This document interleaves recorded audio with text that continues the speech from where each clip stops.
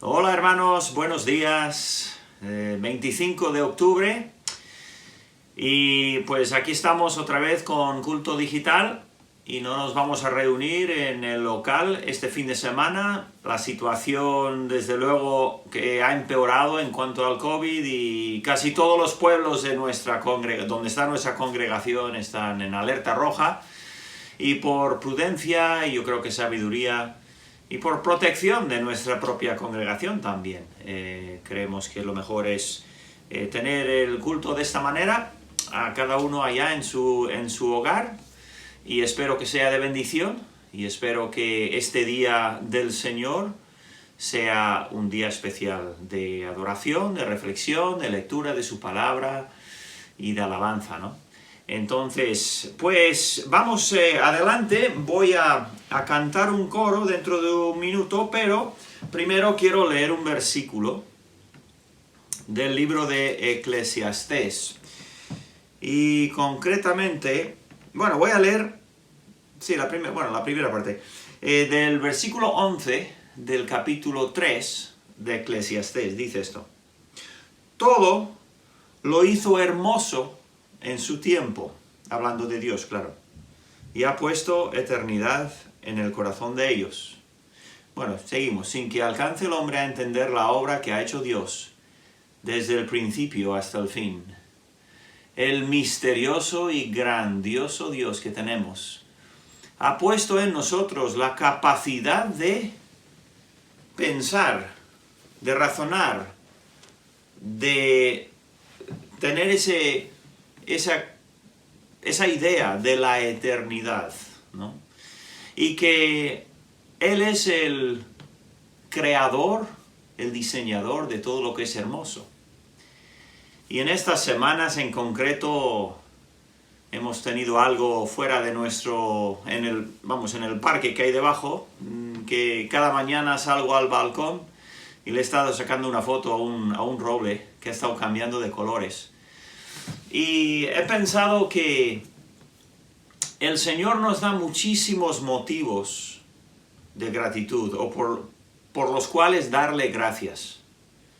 Pero muchas veces nos dejamos distraer con las circunstancias de la vida, que son reales y a veces no son agradables, dolorosas, pero al mismo tiempo Él en la Biblia nos enseña que por la fe le demos gracias en todo y estemos mirando alrededor para ver qué motivo tengo para dar gracias a Dios, y estamos rodeados de ello. Y sin más, por ejemplo, un ejemplo nada más, es la belleza y el placer que tenemos a través de los ojos.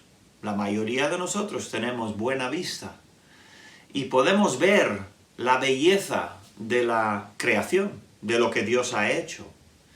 Y tenemos un árbol ahí enfrente y os voy a mostrar una imagen de cómo ha quedado ese árbol en el mejor día de su color. Yo desde que empezó, las primeras hojas empezaron a cambiar un poquito amarillento y empezó del lado derecho, del lado sur, digamos, del árbol. Y yo le llamé la invasión amarilla. Y empezó a invadir el árbol de la derecha hasta la izquierda, hasta que se fue desapareciendo el verde y apareciendo el amarillo y la foto que veis es el sol de la mañana que hace un contraste fuerte, y qué brillante ese árbol.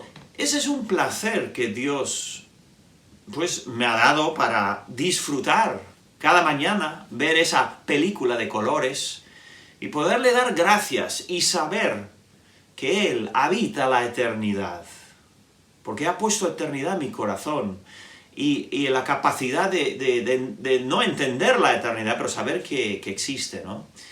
Entonces tenemos muchos motivos por los cuales dar gracias. Igual donde tú trabajas o donde tú vives, puedes ver colores también del otoño que están llegando. O si no en casa, pues igual cuando vas al trabajo, en el tren o en el bus o en el coche, pasas por igual algunas avenidas estas en Beasain y por ahí donde hay unos colores rojizos y unos árboles que parecen llamas, ¿no?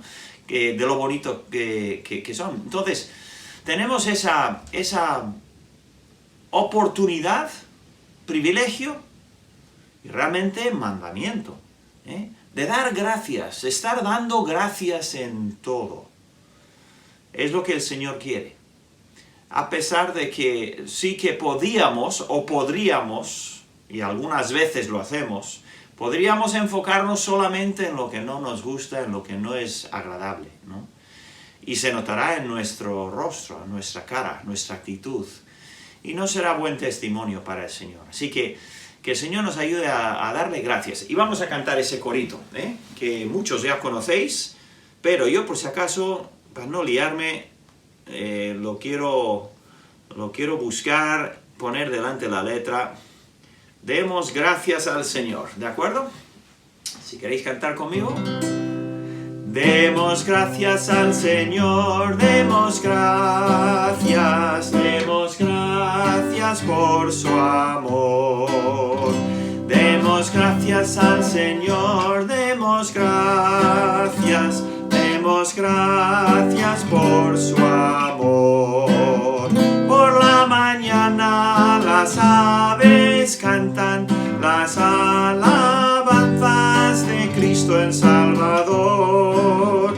Y tu amigo, ¿por qué no cantas las alabanzas de Cristo el Salvador? Muy bien, pues nada, que demos gracias a Dios en todo y por todo, porque todo es para nosotros una expresión del amor de Dios. Y el amor a veces duele. Os invito, si no lo habéis hecho todavía, a ver el vídeo devocional que os envié esta semana, que se titula El trío abominable. Y si no lo has visto, debes de conocer ese trío abominable, o saber de ese trío, y procurar evitar que habite en tu hogar. Y luego os envié también una de las sesiones del grupo que tenemos Disfrutando su Voluntad, que habla de la invisibilidad de Dios. Si te interesa ese tema, un tema teológico, pues lo vemos realmente desde Génesis hasta Apocalipsis. Y si os interesa, pues no sé si pondré el enlace, me lo podéis pedir por WhatsApp o verlo en el canal de YouTube. Bien, muy bien, pues algunos anuncios, hermanos, para nuestra iglesia. El proyecto de las postales sigue para adelante. Tenemos atrás, pues lo tenemos en euskera y en castellano, y ahora mismo Yane ha traducido el euskera y lo está mandando revisar para que quede todo lo bien posible. Y Dios mediante pronto estará terminado terminada la tarjeta y podremos mandarla a imprimir. Luego tenemos algunas peticiones que me han llegado de la congregación. Vamos a seguir orando por Cristian y Dayana y su hija Dairis, que necesitan un piso en alquiler enseguida. En la próxima semana necesitan salir de la habitación donde estaban viviendo y tener un piso propio. Entonces buscan en Lazcao, quieren, pero bueno, oremos por ellos. Si sabes de algo, por favor, avísales o avísame. También oremos por Amy, la hija de los Dodgens, que el bebé está por llegar cualquier día de estos, y pues que el Señor le dé un parto bueno y seguro, protegido por la mano del Señor, y que el bebé nazca bien, ¿verdad? Luego Telma nos pide por la señora anciana que cuida, que está muy delicada de salud, y también Idalia pide por su propia salud, y yo sé que tiene temas ahí muy importantes. Oremos por Idalia. Y también Sol pide por sabiduría en decisiones que está teniendo que tomar ahora mismo, importantes. Y luego unas peticiones también especiales. Hay una familia que se llama los Grotsky, que son misioneros en Ponferrada, al oeste de aquí. Y no los conocemos aquí en el ministerio, no han llegado todavía, aunque algún día le he pedido que nos dé un instituto SED. Pero ellos son una pareja con tres niños, y hace poco a la esposa, que se llama Crystal, pues le hicieron una intervención para un tumor que tenía en la frente. Salió más importante de lo que habían pensado, fue cáncer, intentaron sacar todo, creen que lo han conseguido, pero no es nada seguro, es muy doloroso, y oremos por ellos, porque desde luego que ha sido un golpe grande, pues saber que, o sea, ir entrando pensando que era algo poco importante y que luego digan, no, esto es muy serio. Luego también oremos por Ana Campea, nuestra Ana. Una de ellas, tenemos varias, ¿verdad? Voy a leeros parte del texto que me envió y así lo escucháis de ella. Quería pedir oración por mí el miércoles, pues tengo cita en Donosti, pero nos llegó el mensaje del cole donde estudia Beatriz que el lunes tiene que hacerse la prueba y si sale positivo no podré ir a Donosti. Pero confiamos en el Señor. Dice, Beatriz está muy nerviosa por la prueba, así que gracias y bendiciones, y pido también por ella. Entonces, oremos por Ana, la posible operación que debe de tener, y también por Bea, que esta semana tiene la prueba y evidentemente está un poco nerviosa por ello. Vamos a orar por ella. Si quieres mandarle un texto o un audio, sería bueno. Yo le voy a mandar a Bea algo para animarle. Luego, cumpleaños tenemos el miércoles, cumple Magdalena. Y igual llega su nieto, nieta, no sé qué es, el miércoles, a ver si coincide el mismo día. Así que felicidades, Magdalena, si veis esto, allá en la República Dominicana. Y luego también el domingo que viene, pues el mismo día, pues cumplen Juan Bautista y Rosa Urquizo. Así que, pues vamos adelante entonces. Tenemos 2 estudios hoy, uno del hermano Juan y luego otro, pues lo voy a dejar en sorpresa, un invitado especial para este domingo, ¿de acuerdo? Y finalmente el siguiente mensaje del libro de Marcos. Muy bien, pues nada, hasta luego. Buenos días, mis queridos hermanos, Dios les bendiga. Hoy vamos a seguir con nuestro estudio sobre el carácter de los hombres en los tiempos postreros o finales. Ya tenemos varias semanas, más bien diría unos meses, estudiando acerca de esto, y creo que es un tema muy importante, como toda la palabra del Señor, y muy actual también. La palabra que vamos a estudiar hoy, que nos define uno de los rasgos de cómo será el carácter de la humanidad al final de los tiempos, es una palabra que casi se explica por sí sola, pero como siempre veremos su significado para tener un mejor entendimiento. En 2 Timoteo capítulo 3 dice así: también debes saber esto, que en los postreros días vendrán tiempos peligrosos, porque habrá hombres amadores de sí mismos, y me detengo para dejar muy en claro que el problema o la fuente de este carácter, de estos rasgos en el carácter de la sociedad en los últimos tiempos, tiene como base que los hombres se aman a sí mismos, el egoísmo, ¿vale? Dice, amadores de sí mismos, avaros, vanagloriosos, soberbios, blasfemos, desobedientes a los padres, ingratos, impíos, sin afecto natural, implacables, calumniadores, intemperantes, crueles. Esta palabra muestra unos rasgos muy impresionantes y son los siguientes: salvaje, brutal, intratable y feroz. Entonces entendemos que la sociedad al final de los tiempos va a ser una sociedad que se va a caracterizar por ser salvaje, brutal, intratable y feroz. Es muy revelador y que es cierto, es lo que el apóstol Pablo escribió hace cientos de años. Y como siempre digo, no tenemos que ir muy lejos para darnos cuenta de que este tipo de comportamientos lo vemos muy presente en la sociedad y siempre ha estado presente en la sociedad. Pero la idea que nos expresa aquí la Escritura, en este caso el apóstol Pablo, inspirado por el Espíritu Santo, la idea es que será algo más allá de lo normal, entre comillas.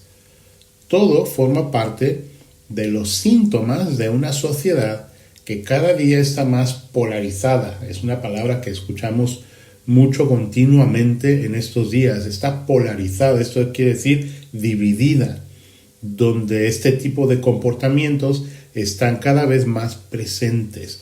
La sociedad está tiene muy a flor de piel los sentimientos, y vemos que se discute por cualquier cosa y se llega a unos niveles de desacuerdo que no solamente la gente discute, sino que a veces llega a más que eso, llega a las manos, a veces hasta a matar, porque da rienda suelta a esos sentimientos de crueldad, como estamos viendo, y esa brutalidad. Es una sociedad intratable.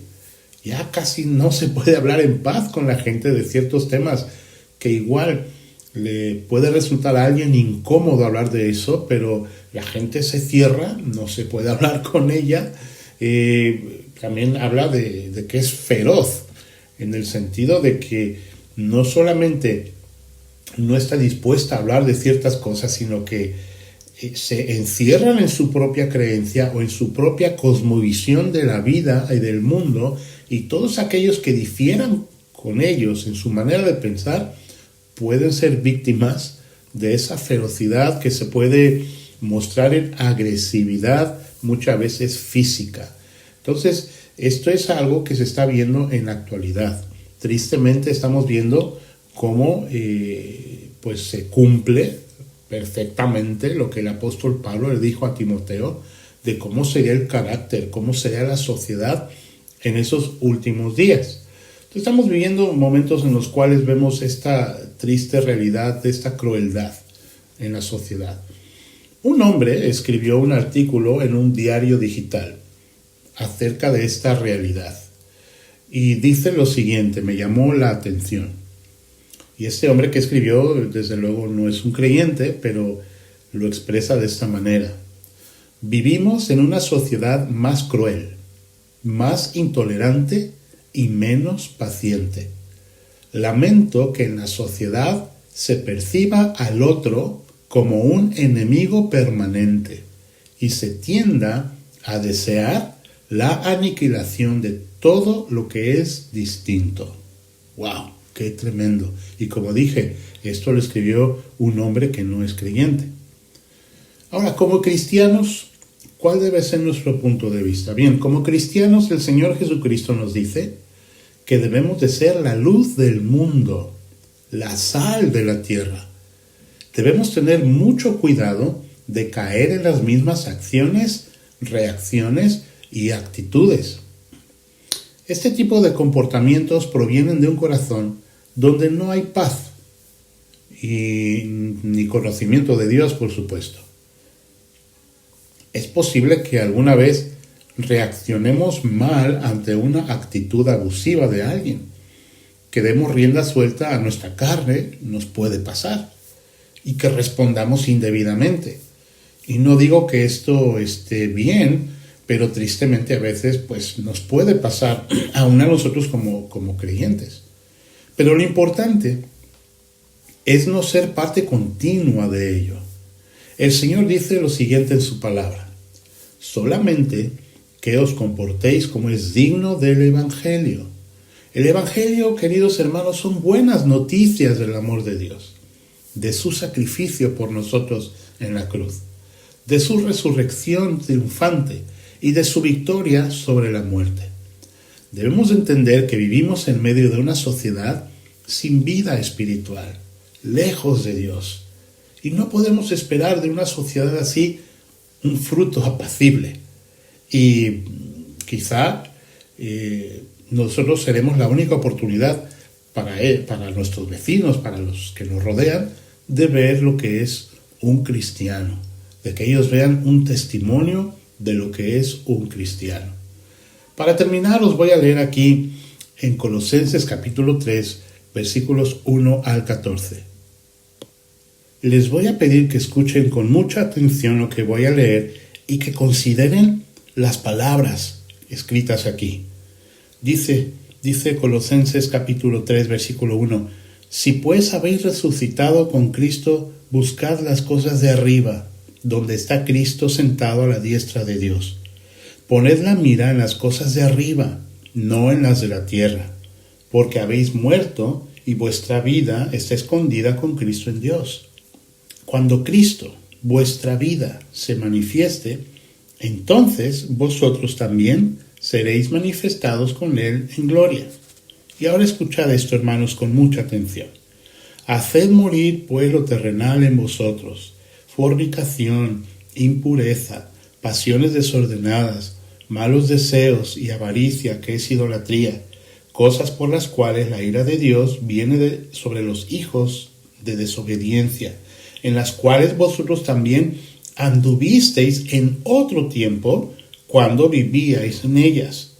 Pero ahora dejad también vosotros todas estas cosas: ira, enojo, malicia, blasfemia, palabras deshonestas de vuestra boca.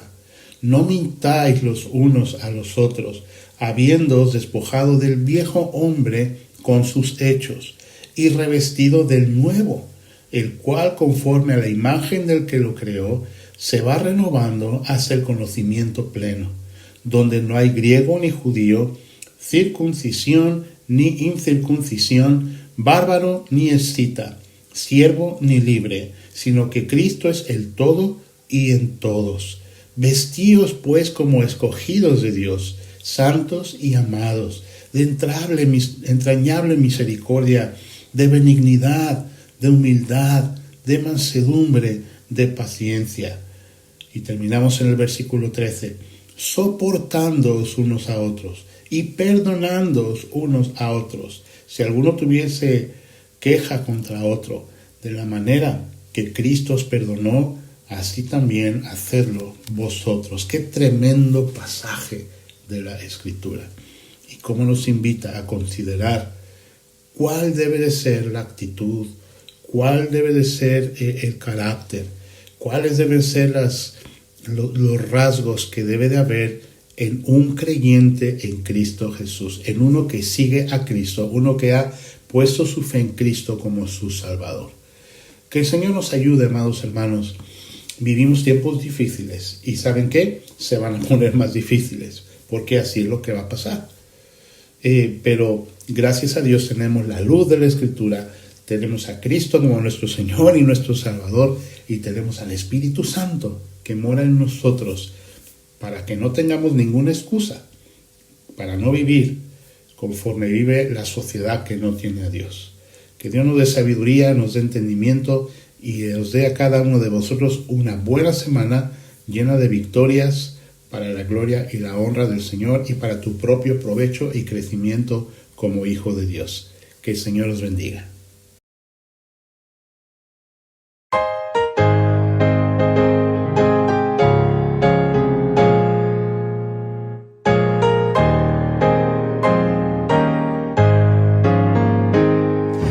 De Jesús el nombre guarda, heredero del afán. Dulce hará tu copa amarga, tus afanes cesarán. Suave luz, manantial de esperanza, fe y amor. Sumo bien celestial, es Jesús el Salvador. De Jesús el nombre estima, que te sirva de broquel. Alma débil combatida, hallarás asilo en él. Suave luz, manantial de esperanza, fe y amor. Sumo bien celestial. Salvador. De Jesús el nombre ensalza, cuyo sin igual poder del pecado nos levanta y renueva nuestro ser. Suave luz, manantial de esperanza, fe y amor, sumo bien celestial, es Jesús el Salvador.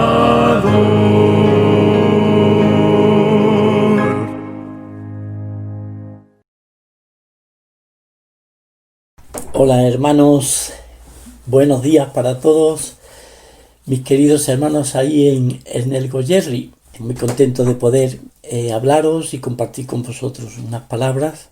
Bueno, quería deciros que estamos bien, por la gracia de Dios, estamos bien de salud, trabajando y aprovechando las oportunidades que el Señor en su gracia pues nos está dando para servirle en esta tierra catalana. Y muy contentos, hermanos, realmente muy contentos. Sí, estamos aprovechando invitación de hermanos para poder ayudarles en la enseñanza. Personalmente estoy dando clases y concretamente la porción de Hebreos en la Fundación Bíblica de aquí de Barcelona, y también hemos tenido oportunidad de viajar, estar en Pamplona con los hermanos. Hacía tiempo que quería visitarle, estar con ellos y, en fin, pudimos ministrar también ahí, predicar. Un tiempo muy bueno de ver a los creyentes antiguos y conocer a algunos nuevos. Realmente fue una experiencia preciosa. Y seguimos ahí en la brecha, sirviendo y con muchas ganas, porque si Dios es bueno y Él no abandona a sus hijos, ¿verdad? Pues hermanos, me pidió el pastor Andrés de compartir un pensamiento con la iglesia ahí en el Goyerri y me gustaría leer una porción cortita en el Evangelio de San Marcos, una escena preciosa que encontramos ahí en el mar de Galilea. Dice la escritura, el Evangelio de San Marcos, capítulo 4, versículo 35. Aquel día, cuando llegó la noche, les dijo: pasemos al otro lado. Y despidiendo a la multitud, le tomaron como estaba en la barca. Y había también con él otras barcas. Pero se levantó una gran tempestad de viento y echaba las olas en la barca, de tal manera que ya se anegaba. Y él estaba en la popa, durmiendo sobre un cabezal. Y le despertaron y le dijeron: Maestro, ¿no tienes cuidado que perecemos? Y levantándose, reprendió al viento y dijo al mar: Calla, enmudece. Y cesó el viento, y se hizo grande bonanza. Y les dijo: ¿por qué estáis así amedrentados?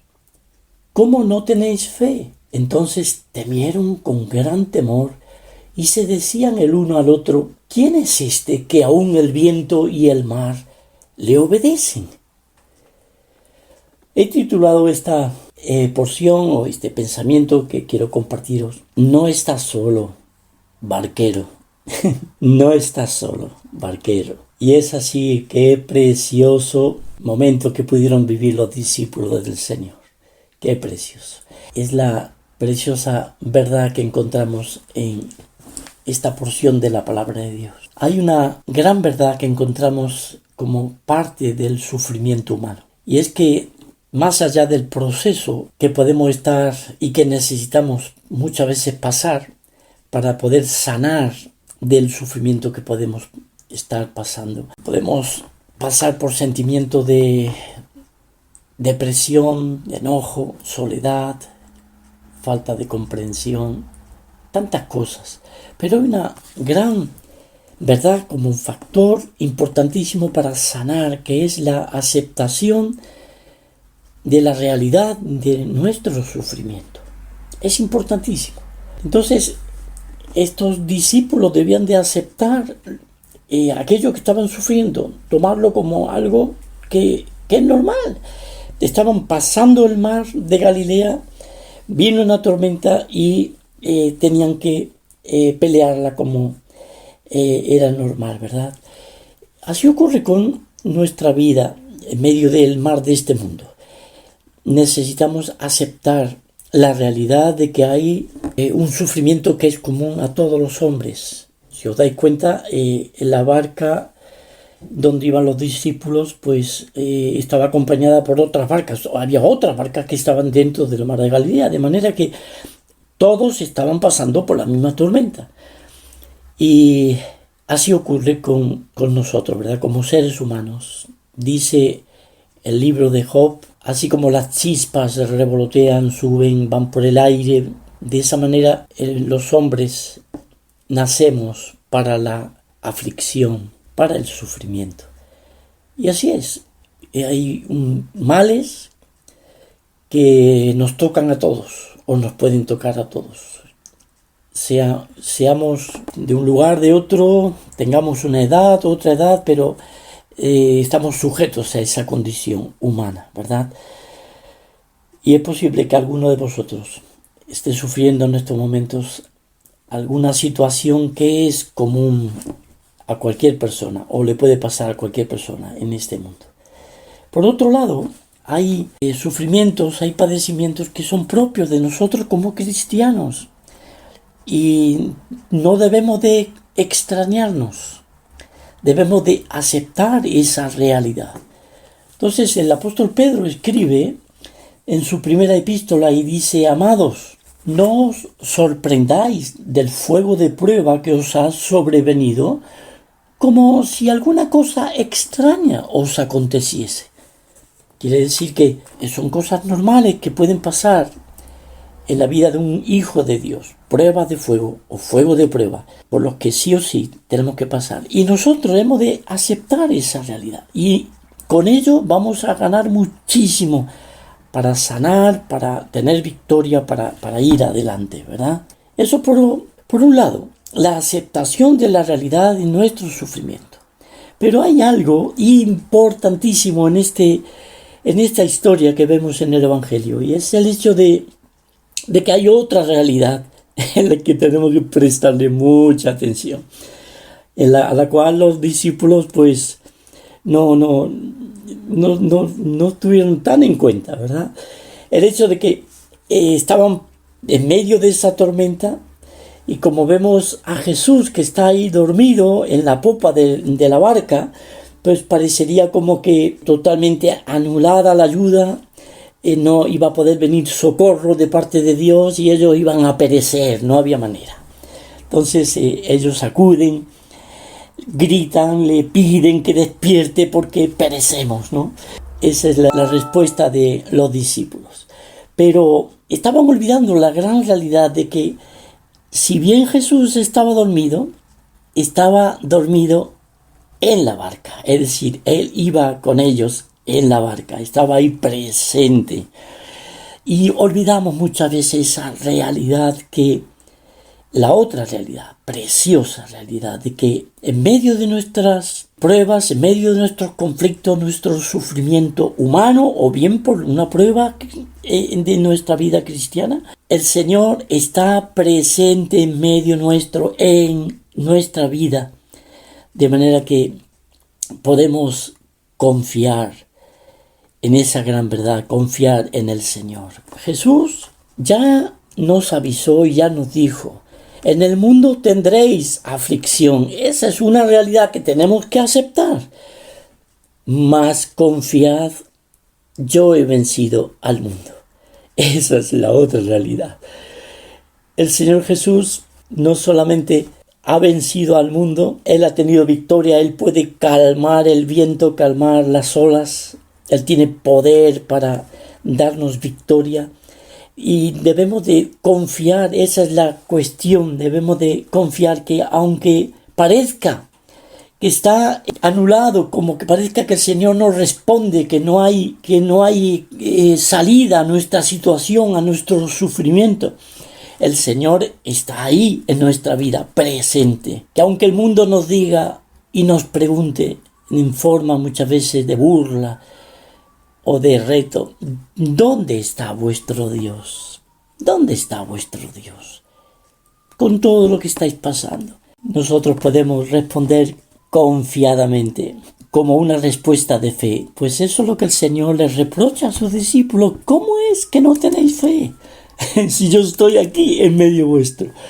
Esa es y debe ser la respuesta nuestra. Primeramente a nosotros mismos. Cuando vengan pensamientos y reacciones que más bien nos lleven a una desesperación, a una incredulidad. Señor, tú estás conmigo, estás presente. Y en todo lo que me pueda estar pasando, o en todo lo que me pase, tú no eres ajeno, tú conoces, tú sabes, y estás ahí en mi vida. Y confío en ti, Señor. Qué bendición, hermanos, qué bendición si nosotros aceptamos esa otra realidad. Primero, aceptar la realidad del sufrimiento, la realidad de la aflicción, porque estamos en medio de este mundo. Cuando estemos con Cristo ya en su presencia, se acabó todo eso. Pero mientras estemos en este mundo, tenemos que entender que hay que pasar por cosas difíciles, por sufrimiento humano, ¿verdad?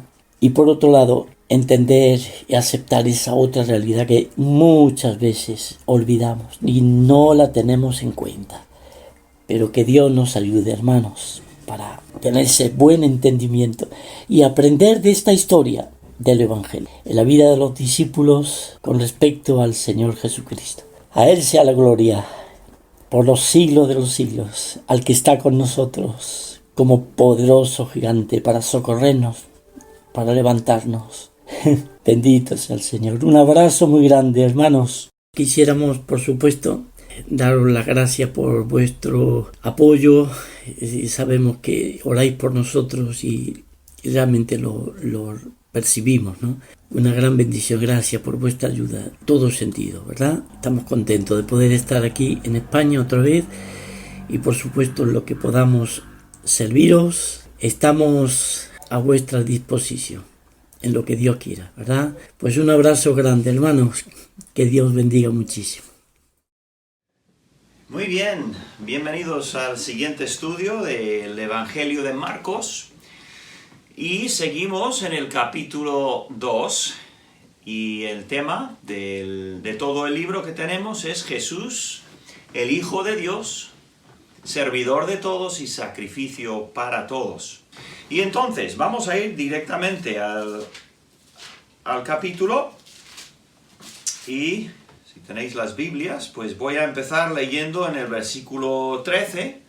Pero bueno, repasando simplemente que en la primera parte del capítulo el Señor está enseñando en una casa llena de gente y llega un paralítico en una cama, en una camilla, y 4 de sus amigos le han traído desde quién sabe dónde vivía, y como no podían llegar al Señor Jesús, pues estaba totalmente rodeado de gente, pues se subieron a la casa, esas casas de Israel que tenían patios arriba y además escaleras por fuera, y abrieron el techo y bajaron al paralítico, se supone que justo enfrente del Señor y delante de todos.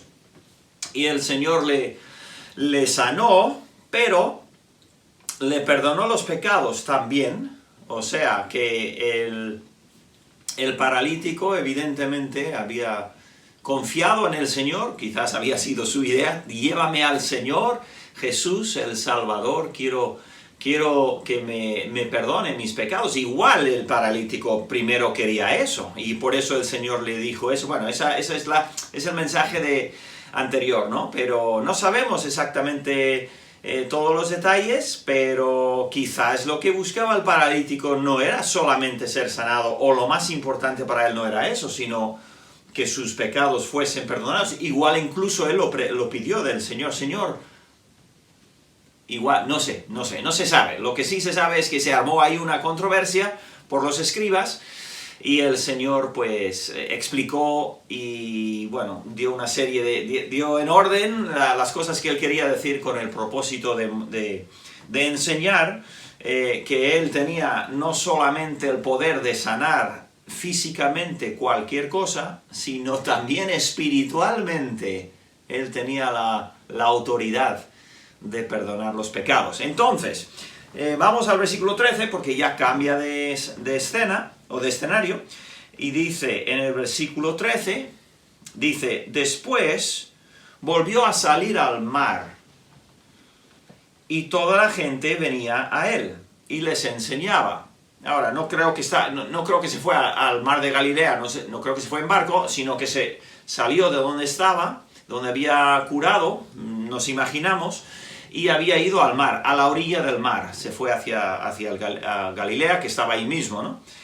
Y la gente, pues claro, siguiéndole, sabiendo que siempre hay algo interesante. Donde está el Señor Jesús, pues la gente le seguía porque iba a ver, pues, milagros y enseñanzas tan maravillosas, entonces le sigue. Y en el versículo 14 dice, y al pasar, vio a Leví, hijo de Alfeo. Vale, este señor Leví tiene otro nombre, tiene un apodo que conocemos mejor, y es el nombre de Mateo. Este Leví es Mateo, tenía dos nombres, como muchos de nosotros, y es el que escribió el evangelio que tenemos primero en el Nuevo Testamento, Mateo. Dice, estaba sentado al banco de los tributos públicos. Eso dice mucho. Nos da su trabajo, su empleo, y lo hablaremos en un momentito. Y Jesús le dijo a Mateo, que está ahí sentado, cobrando impuestos, le dijo, sígueme. Y levantándose, le siguió. Y sabemos que le siguió no solamente en ese momento, sino que le siguió por toda su vida. Mateo, desde ese momento, fue discípulo del Señor. Evidentemente que no, Marcos es muy breve, muy corto, muchos detalles se los salta, pero evidentemente Mateo ya había escuchado a Jesús y ya se había arrepentido de lo que era de su pecado y había decidido poner su fe en este Señor Jesús de Nazaret, que él llegó a entender que no era cualquier hombre, no era solo un profeta, era el Mesías. Y bueno, él iba a aprender mucho más a partir de este momento, pero él siguió a Jesús. Ahora, vamos a ver, versículo 15. Aconteció que estando Jesús a la mesa en casa de él, pues le invitó a su casa, Mateo. Muchos publicanos y pecadores estaban también a la mesa, ¿vale? Así que Mateo prepara un banquete para Jesús y también para todos sus compañeros. Y vamos a ver qué clase de compañeros tenía. Estaban también a la mesa juntamente con Jesús y sus discípulos, porque había muchos que le habían seguido. Yo no sé si estos eran los 12, me parece a mí que eran más que solamente Jesús y los 12, porque dice, o sea que este señor, evidentemente Mateo, era muy rico, y es que él era cobrador de impuestos o publicano, y es que los publicanos eran ricos, porque, bueno, vamos a hablar un poquito esto de los publicanos o los cobradores de impuestos. Según se entiende, habían dos categorías, más o menos, y la palabra o la categoría se llama más o menos algo así como Gabai y Moqués. Los Gabai y los Moqués. Los Gabai eran aquellos que cobraban los impuestos del patrimonio, del sueldo, lo que te quitan del sueldo, ¿no? Ese era por un lado una clase de impuestos, claro, eso iba a Roma, ¿no? Esos impuestos. Y luego habían estos moqués, no sé si lo pronunció bien, pero bueno, estos eran los que se encargaban de los impuestos, de todos los demás impuestos, impuestos de importación, impuestos de licencias y de todos los demás impuestos. Y claro, ellos compraban esta, como una franquicia, compraban esta franquicia de Roma, y Roma les exigía tanto. Y ellos, pues claro, si Roma les exigía el 7%, pues ellos podían cobrar el 8% y el 1% era suyo, ¿no? Entonces, y eso es lo que hacían. Por lo tanto, los publicanos, los cobradores de impuestos, eran considerados traidores, porque eran judíos. Muchos de ellos eran judíos, pero les gustaba mucho la pela, y se hacían ricos, vivían en una casa que podía tener aquí decenas y quizás cientos de invitados, y era muy normal, eran muy mal vistos por el pueblo. Y dentro de los moqués habían dos clases. Habían moqués que eran como jefes de empresas, que ellos no iban por ahí cobrando, sino que tenían un montón de empleados. Esos eran los gran moqués, por ejemplo. Y luego habían los pequeños moqués, que ellos simplemente cobraban impuestos por su cuenta como autónomos y ganaban de eso, ¿no? Y esta segunda clase, digamos inferior, es la clase de cobrador que era Mateo. Pero evidentemente se había vuelto muy rico y bueno, pues tuvo este banquete, ¿no? Y el Señor Jesús está entonces... y es invitado, pero luego él accedió y fue a comer con un montón de gente que eran mal vistos, de todas las clases de publicanos y cobradores. Esto era digamos, culturalmente la escoria de Israel, ¿no? Porque esas personas habían rendido al dinero y, bueno, pues por ahí va el tema, ¿de acuerdo? Pero curiosamente, de estos, algunos, Mateo siendo uno, siguieron a Jesús. Y eso es muy importante. ¿Qué significa seguir a Jesús? Bueno, espero que lo miremos un poquito más adelante. Pero Mateo siguió a Jesús y lo primero que hizo fue ofrecerle un banquete, ¿no? Y quizás lo que él quería era que Jesús pudiese hablar con todos sus amigos y compañeros publicanos. Evidentemente no todos iban a seguir a Jesús, pero quizás ese fue su propósito. Bueno, no sabemos, ¿no? Entonces, tenemos este banquete. En el versículo 16 dice, y los escribas y los fariseos. Así que tenemos aquí estas dos... Tenemos el grupo de fariseos, que era ese súper ortodoxo, súper estricto, esa secta judía, y los escribas de ellos, que estaban ahí con ellos, escribiendo, pues siempre escribirían sus normas y sus explicaciones y sus instrucciones, y bueno, pues eran dos grupos que tenían un pacto, ¿no? Viéndole comer con los publicanos y con los pecadores. Publicanos eran cobradores, pecadores, ¿quién eran? Pues eran aquellos que, claro, estos son escribas y fariseos muy religiosos. Los pecadores eran los que ellos consideraban, los que no tenían, los que pasaban de la religión, o los que pasaban de los fariseos, por lo menos, y de los rabinos, les daba igual. Sabes que hoy en día hay muchísima gente igual. Hay mucha gente hoy en día que nos rodea, que conocemos, amigos, igual, vecinos y tal, que no quieren saber nada de la religión. ¿Por qué? A veces con razón, muchas veces con razón, porque han visto hipocresía, han visto todo tipo de exageraciones y mala vida y escondidas y mentiras y engaños y extorsiones y han dicho, eso todo es un negocio. Y, tristemente, tienen razón en muchos casos.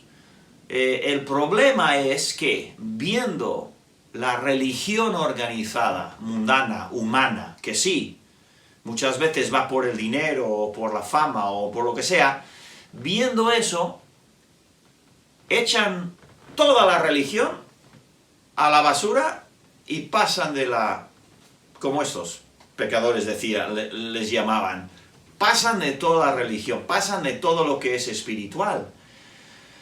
Eso en inglés decimos que es tirar el bebé junto con el agua del baño, ¿no? O sea, tirarlo todo. Y no quieres, el bebé lo acabas de limpiar, el agua está sucia, pero él no, está limpio, ¿no? Entonces, la idea es de que mucha gente, desengañándose de la religión, apartan su vista y su vida y todos sus intereses totalmente de lo que es espiritual. Eso sí que es un problema. Eso sí que es peligrosísimo, porque Dios nos ha hecho con un alma y un espíritu, y si nosotros, por la hipocresía de otros, echamos totalmente de nuestras mentes todo lo que es divino y todo lo que es de Dios y la Biblia, y entonces lo que hemos hecho es, hemos saltado se dice, ¿no?, de la sartén al fuego, ¿eh? Entonces, es verdad y es importante reconocer lo que es error, religiones que son erróneas, que no son correctas, donde hay hipocresía. Rechazar esa hipocresía y ese error, pero seguir buscando para encontrar la religión, digamos, que es la correcta, porque hay una que es la buena, dice la Biblia, esa religión que ama a Dios y le sirve. Bien, entonces, vamos al último versículo. Entonces, los fariseos y los escribas dicen, ¿pero qué es esto? ¿Qué hace comiendo con esto? Si fuera quien dice ser, no estaría comiendo con esta gente, ¿no?, de mala vida.